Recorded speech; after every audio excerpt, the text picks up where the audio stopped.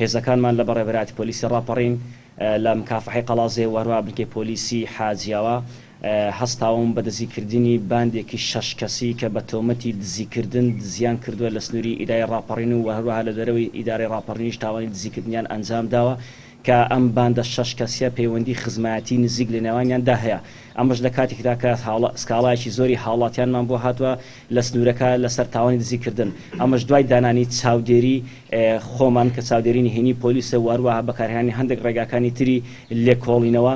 توانیمان هێزەکانمان 6 کەس دەزیر بکەن. ئەم کەسەی کە لە ڕەگەزیمەیە دەکاتەوە کچی ژنەکەی کە لە قەڵازێ دەزی کراوەتە ئەم ژنەی قەڵازیە دایکێکە بە دوو کچەوە وەروەها ئەم کوڕەشیان کە یەکیان لە ڕەگەزینەرە ئەویش برایەتی. بەڵام ئەمانە لە حاجیاوە دوای ئەوەی کە هێزەکانی حاجیاوە دەستیان کرد بە پشکنین و بە دووەداچوون دوای ئەوەی کە بە فەرمانی بەڕێزدادوەر پشکنی ماڵی ئەم تۆمەتباران ئەنجامدا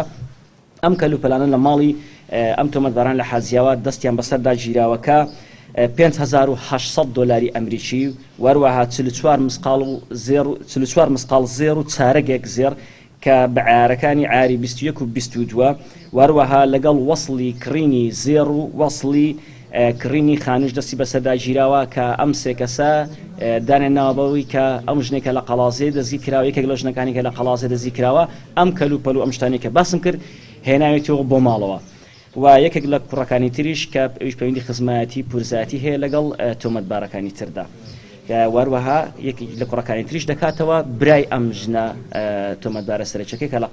قەڵازێ دەزی کراوە. بەڕێزان ئێستا سەرجەم ئەم تۆمەتبارانە کە پەیوەندی خزمەتیان هەیە کە دەکاتە 6 کەس و دوانیان لە ڕەگەزینەرە و چواریشان لە ڕەگەزیمەیە ئێستا بەپێی مادەی 446 لە یاسای سادانی عراقی بە بڕیاری بەڕێزدادوەر هەم لە قەڵازێش ئەم سێ کەسە ڕاگیراون و سێ کەسێکی تریش لە حاجیا هەم بە بڕیاری بەڕێزدادوەر بەپێی هەمان مادە ڕاگیراون و ئێستاش لێکۆڵنەوە لەگەڵیاندا بەردەوامە.